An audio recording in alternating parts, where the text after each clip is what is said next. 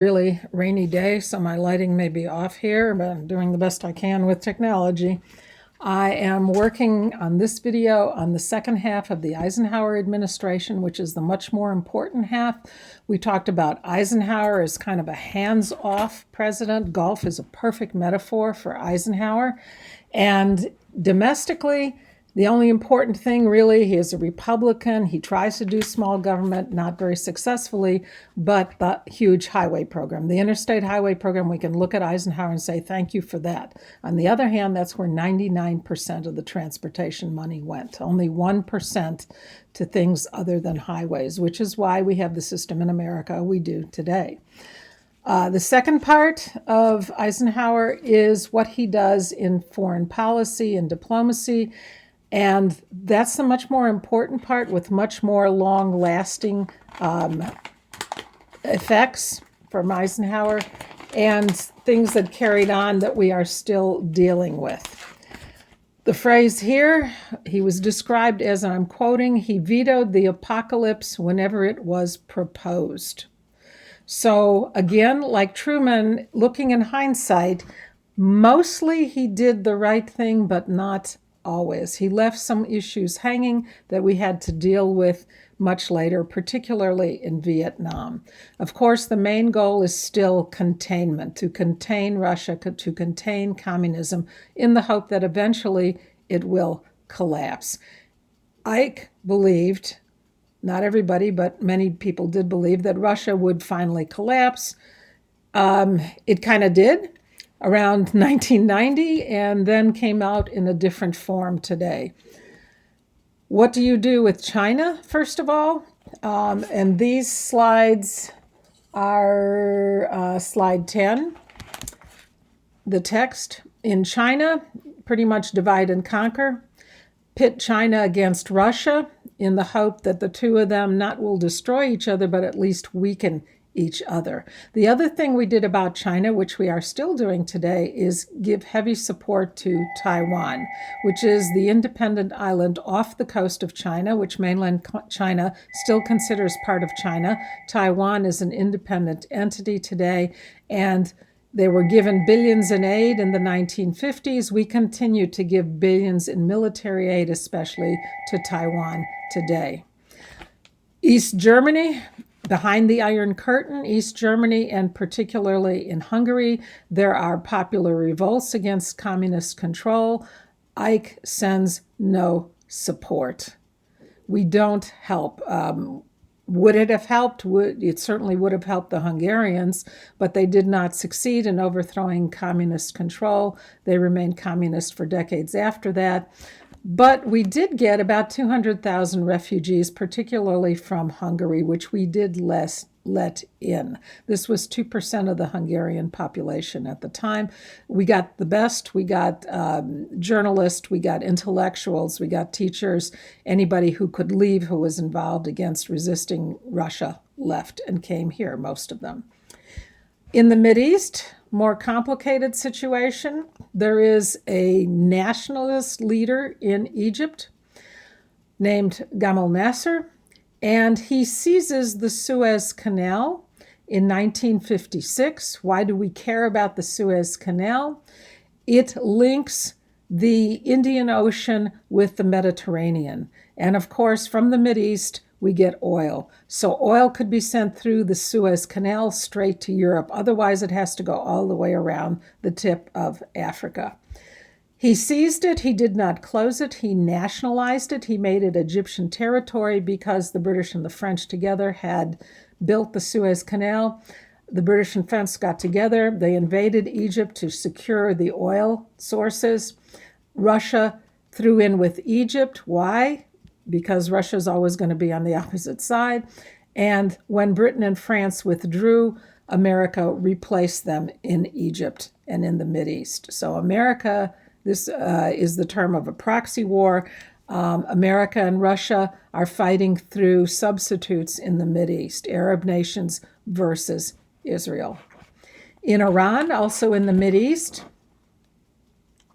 was originally split between British and Russian control. After World War I, it became an independent country.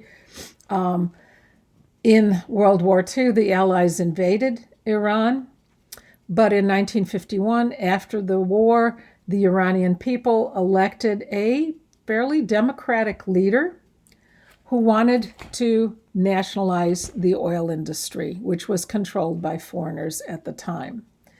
To control, again, oil, in 1953, the American CIA, our intelligence agency overseas, backed a coup by militarists in Iran. The CIA contingent that went in to help destabilize Iran was led by a man named Kermit Roosevelt. This is a Roosevelt grandson of Teddy Roosevelt. Why do we care about Iran? Number one, oil. Number two, if we don't go in, the Russians will go in. So again, this is a substitute war for Russia versus America. In truth, the Iranians, which border Russia, hated Russia and wanted nothing to do with Russia. But our assumption is if we don't go in and control it, then the Russians will.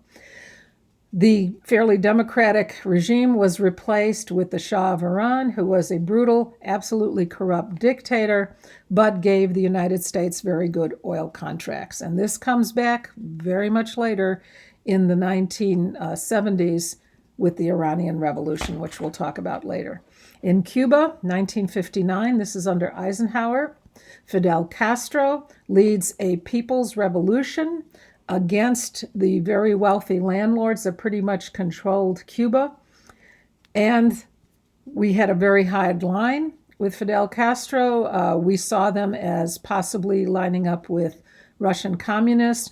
They weren't originally. This was a spontaneous revolt against government corruption. But because we came down hard on Cubans, Fidel Castro does turn to the Russians. Direct result, and we'll talk later about what happens in Cuba in the 1960s, but direct result of this is close to 1 million left Cuba and ended up going to the United States, particularly to Miami in the southern Florida area. Later on, Castro turned out to be not such a nice guy. He executed his opponents. He became a fairly ruthless dictator. But in the beginning, remember, this is a popular revolt. Lebanon was another area where we went in. Again, we are worried about if we don't go in, then the Russians will. But the main area and the long-term entanglement that we got into was in Vietnam. Vietnam is slide 11. 12 and 13 are Egypt. Vietnam was a long-time French colony. The French controlled Indochina, Southeast Asia for decades. There is a nationalist and a communist leader, Ho Chi Minh, who led a revolt against French control in North Vietnam. They were successful. They defeated in battle the French forces. The French begin to withdraw, and when the French withdraw, we move in to replace the French. So our choices were not good in Southeast Asia. Do we support colonialism? Do we support the regime that the French were trying to continue? Or do we support the opposite, the communists? Usually we have supported locals, but because of the fear of China, which was communist, if you look north of Vietnam, guess what's there? We assumed that the North Vietnamese were cooperating with the communist Chinese. We didn't know much about Vietnamese history at the time. The Vietnamese, before they fought the French, had been fighting the Chinese for a long time. Vietnamese did not particularly care about the Chinese or like them. But we replaced the French. Again, this is containment. We do not want communism spreading any further. So by 1954, we are putting in $26 billion a year, and 80% of the military forces in Vietnam are American, not French. Sorry, no, that's not true. We are funding 80% of the war effort, but we didn't send many troops. We send a handful of advisors. Eisenhower correctly said, I'm not going to send troops in there. And this is a quote from Eisenhower that was very prescient. The jungles of Indochina would swallow up division after division of American troops, which is exactly what happened in Vietnam. Eisenhower said, "We will help you. We will help South Vietnamese resist communism, stay democratic, only if the rulers of South Vietnam prove themselves." And I'm quoting again, "provided that your government is prepared to give assurances as to standards of performance, that it is not a corrupt dictatorship." Eisenhower, "Without a proper political atmosphere," as he called it, "no first-rate general could win in that war. With that atmosphere, even a second-rate general could win it." And he was absolutely correct. Eisenhower sent aid, sent money, but only a handful of advisors. His generals, of course, his military advisors, suggested, "Why don't we just nuke them?" Eisenhower vetoed that. "We are not going to do that." Again, Eisenhower, he has some wonderful quotes. "We can't use those awful things, the atom bombs, against Asians for the second time in 10 years. My God, what are you thinking of?" So in the long term, he did some good decisions, but Eisenhower is the one who begins to get us in Vietnam, largely money, but also some boots on the ground.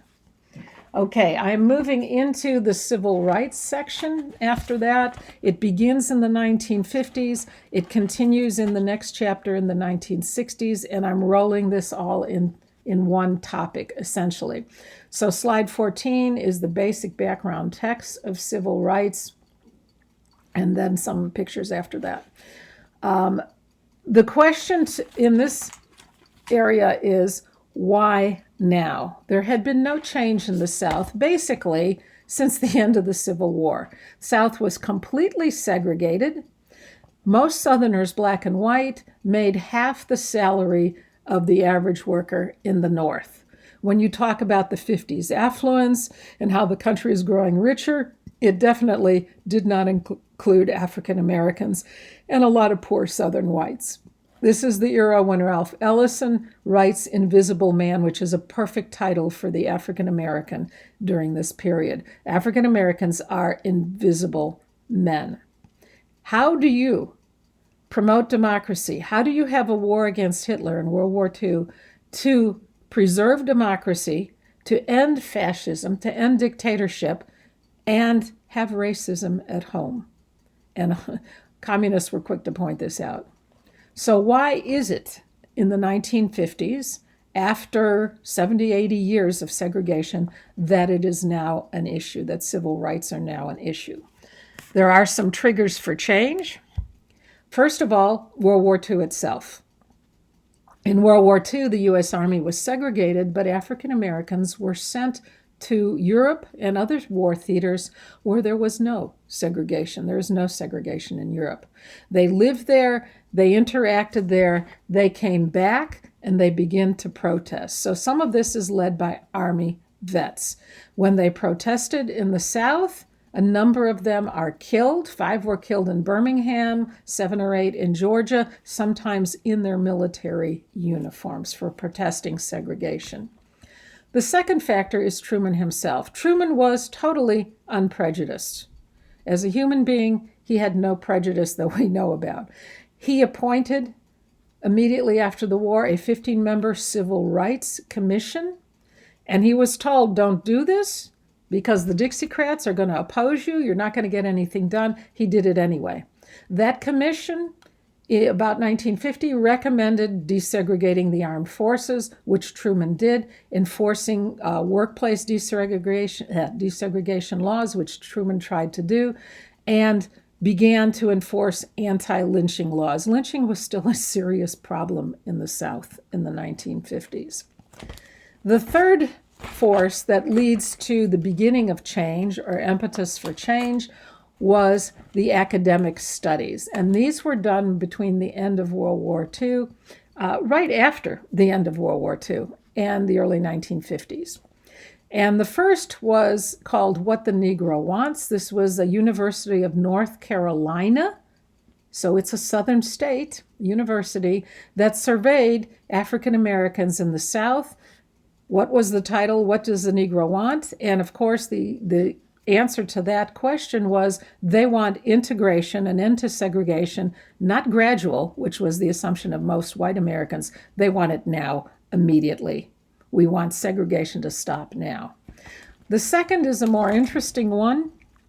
It's called An American Dilemma, and it's basically the dilemma of racism. And this was a Swedish guy, a Swedish researcher. Sometimes outsiders can see things more clearly than people in the middle of it. And it was a Ford Foundation, a charity grant study on the economic and psychological effects of racism on the North and the South, and also proposed solutions. This is one of the most influential academic studies ever done. What it found, not surprisingly, is that the South was absolutely crippling itself with segregation. New industry wouldn't come in, immigrants wouldn't go into the South because of segregation. More importantly, they had to have two of everything because of segregation. You couldn't build one school in a rural county, you had to build two, one for blacks and one for whites.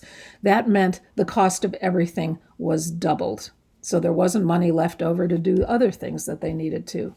The South in 1950 had 40% of American resources, natural resources, 27% of the American population, I don't care about the numbers, and 12% of the American income.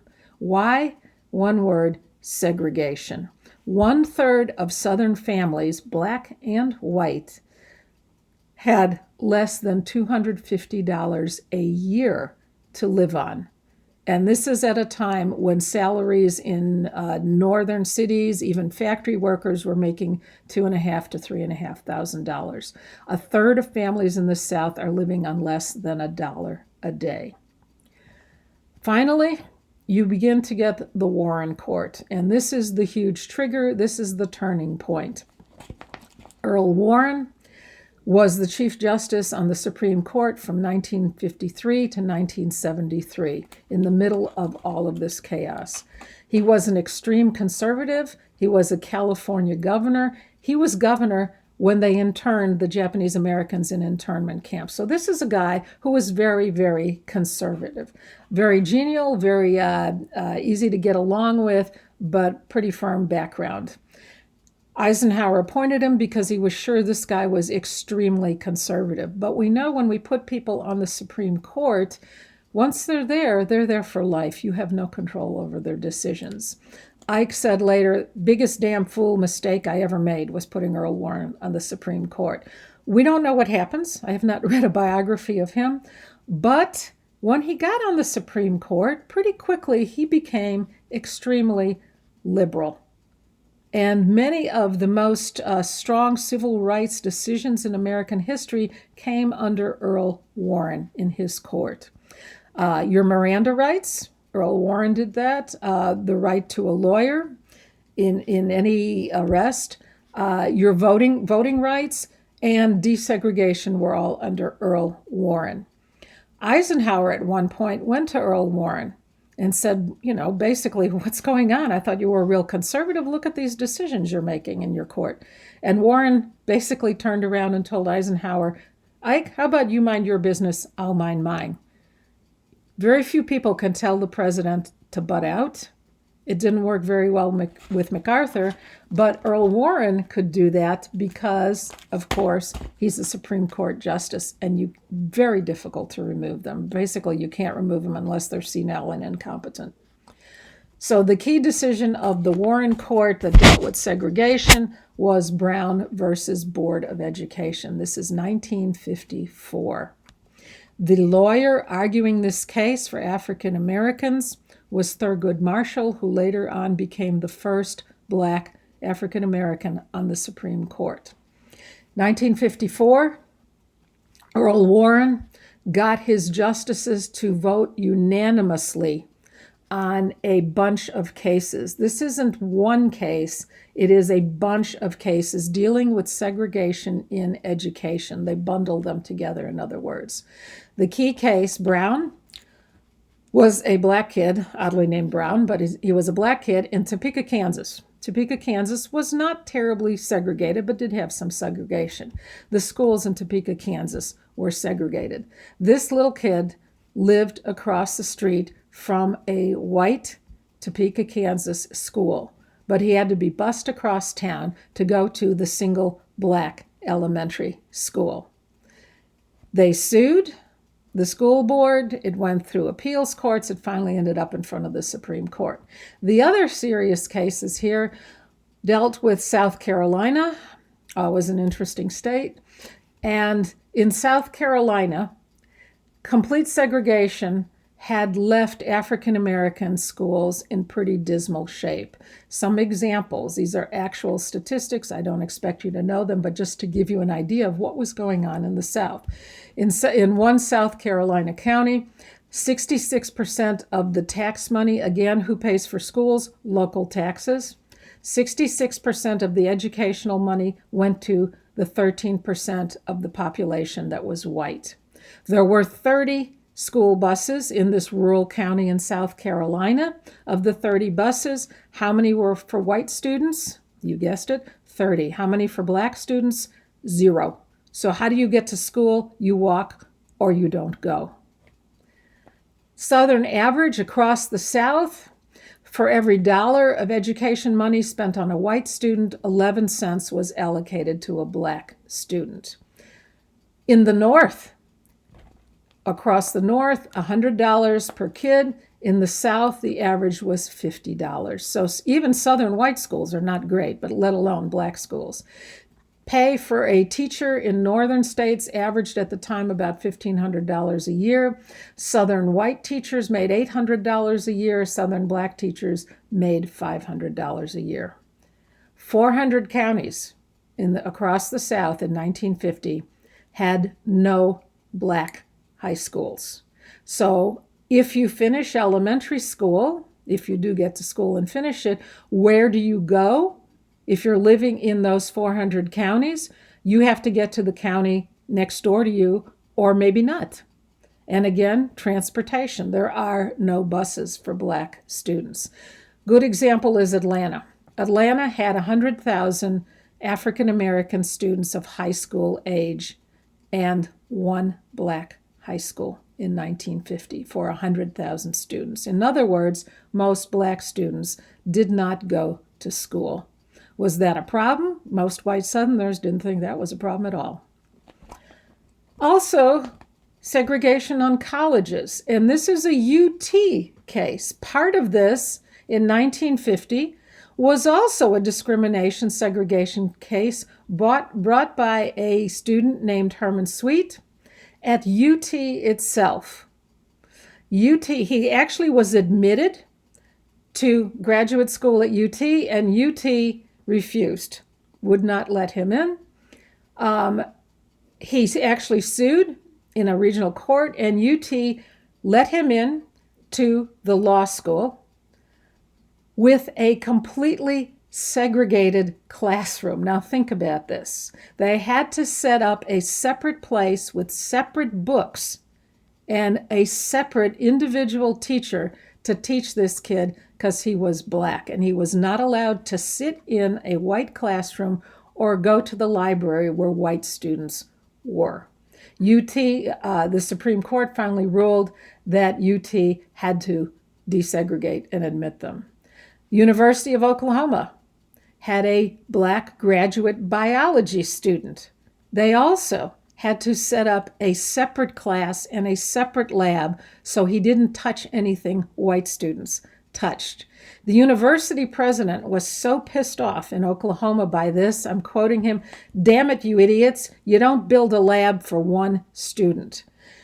The direct effect of this, of course, is this is incredibly expensive. You can't build two systems. You're draining money from everything else at the university. Professors, universities knew that, but the public wouldn't accept it. So these were all cases that went into Brown and Board of Education.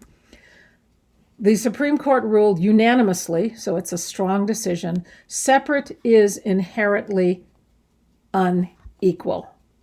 If you remember Plessy versus Ferguson around 1900, separate was perfectly okay. Segregation is illegal by definition because the 14th Amendment gave equal protection for all.